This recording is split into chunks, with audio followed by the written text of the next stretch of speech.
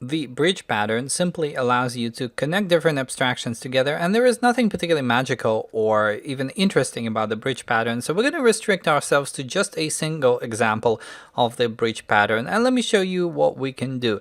Now I'm going to pretend that we're going to be rendering objects, and there are different ways of rendering an object. You can do a vector way of rendering an object where an object is presented in vector form, or you can do it using pixels, the kind of rasterized form, and we're not even going to do those in real life. We're just going to emulate both of them. But the idea is that we're doing rendering, so we may as well have an interface called iRenderer, and it's going to have a single method for, let's say, rendering a circle. So we have void render circle of a certain radius.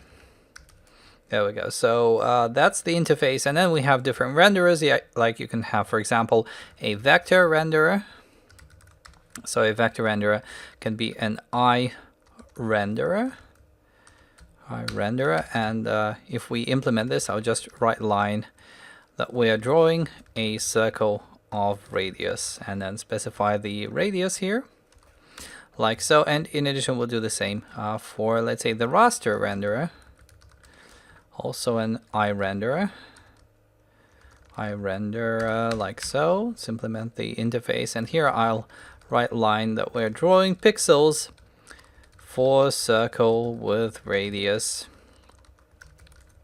and then specify the radius. You can also specify other information like the XY coordinates where you want to draw the circle. I'm just ignoring this for the sake of simplicity. So now let's talk about the different shapes that you want to draw. So a circle is only one example of a shape. So you can have some sort of abstract hierarchy where you have an abstract class called shape. Now here is where the bridging happens. So what you can do is, instead of specifying that the shape is able to draw itself as either a raster form or some other form, you don't put this limitation in place. So you don't let shape decide the different ways in which it can be drawn. Instead, all you have to do is you have to build a bridge between the shape and whoever is drawing it, which is an iRenderer. Okay, so that's exactly what we're going to do, and we'll just do it using constructor injection. So here I'll have protected iRenderer renderer, and we will make the initialization of this in the constructor, like so.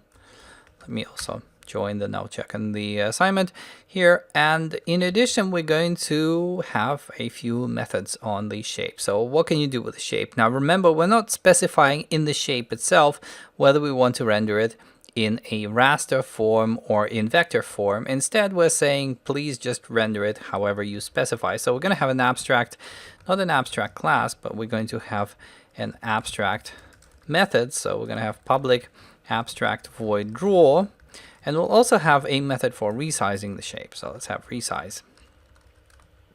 Okay, so I'm going to resize, and we will specify the factor by which we want to resize this particular shape, and then of course we can implement an actual shape like a circle, for example, and a circle is obviously inheriting from shape here, so that's what we're gonna do, and we will implement the missing members here. Okay, so we have the draw method as well as the resize method, and here all that we do is we use that bridge. So we have this iRenderer interface, and we can invoke this interface to actually draw the circle. So in addition, just before we do this, I'll add a radius field, so float radius, like so. And then we'll do the constructor ctor_f to initialize all the fields, and that includes calling the base class constructor with the iRenderer, of course. And then when it comes to drawing, because we made the renderer protected and not private, we can actually use it to draw the circle in whatever form we want. So we basically say renderer.render circle, and we specify the radius. And the same goes for the resize, except that, well, we don't need the renderer for this one. We can just have radius multiplied by some factor. And this is done so that we can show that changes to the radius actually affect the way that it gets rendered, which is fairly obvious stuff. So having built all of this, we can now try and actually using it. So typically you make a circle, var circle equals new circle, and you look at the constructor arguments and you realize that you have to specify not just the radius but also the renderer. renderer as well as the radius. Let's have it as 5, for example. So the render has to be created. Let's make a local variable, and I will assign it to a new raster renderer, for example. So now that we have this, there is this connection between the circle that we've just made and the rendering mechanism that we've specified. So we can take the circle and we can, for example, draw circle.draw, just draw the circle, and then we can try resizing the circle by a factor of 2 and drawing it again. There we go. So this is how you essentially build a bridge, and now we're going to see the results of our work. So here we go. We're drawing pixels for the circle with radius 5 and then drawing pixels for the circle with radius 10. Now what we can do is we can substitute, we can have a different iRenderer. So here I can say var renderer equals new vector renderer, and this time around, fairly obvious stuff, we're just drawing a circle without drawing the pixels. So we're drawing a circle with radius 5 and then we double the radius and we're drawing a circle which is bigger.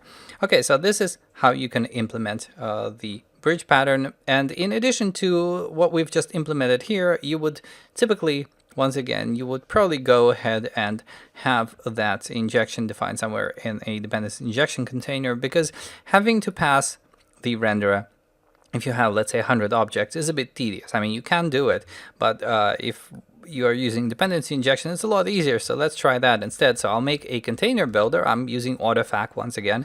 So I'll make a container builder like so. And here I will first of all register the renderer that I want. So I will say, for example, that I will register the vector renderer as an iRenderer. Like so. I don't know where the space came from. So this is basically saying that anytime somebody asks for an iRenderer, you have to inject a vector renderer. Okay, so having made this, and by the way, if you just need one renderer for all the objects, you can also put a dot here and make it a singleton by calling single instance. And then what we do is we register the circle. But the circle is a bit tricky. The circle is tricky because on the one hand, it depends on iRenderer, which we can inject. On the other hand, it takes an argument, and maybe we want to specify that argument where we actually resolve the circle from the container.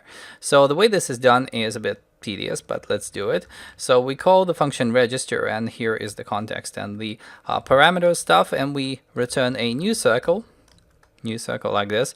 So the first part, which is the iRenderer, is easy to inject because you simply say context dot resolve, just resolve without the component, resolve iRenderer, and that's pretty much it. So this is how you get the first argument in there. Now the second argument, which is the radius, is something you want to provide later on, not at the point where you configure the container, but actually when you've already made the container and you're resolving components from it. So in this case, all we do is we say, oh, there is a positional argument here. You can also have a named argument, by the way, if you want. I'll just do positional. So there's a positional argument here of type float. It's at position 0, and that's it. We are now ready to actually build a container and then start using it. So let's try it. Using var_c equals cb.build. So we've built the container. And now what we do is we make a circle. And the way we do it, and I'll say circle here, is as follows. We take the container and we resolve a circle, but here's the thing, we have to provide that argument, and remember we chose to make those arguments positional. So in this case we say new positional parameter with position 0 and the value of 5.0f. And by the way, if you just put a 5 in here, it's not going to work, because in this particular case there is no automatic conversion from int to float, so it's just going to throw an exception. So 5.0f, you have to be precise about this. And then once again we can do the things that we've done previously. So you can do circle.draw, and then you can resize and then draw again. So circle.resize 2.0f, and once again we can execute all of this, and as you can see we're getting exactly the same results. So the takeaway from this is that the bridge pattern is really nothing more than a way of connecting a part of a system. So we have a circle as a domain object, and you're connecting that domain object to the different implementation of the rendering mechanism, and you're doing it non-intrusively. So instead of giving a circle methods for drawing in raster form and drawing in vector form, you're basically providing it this iRenderer, thereby making the bridge between the domain object and the way this object should be processed.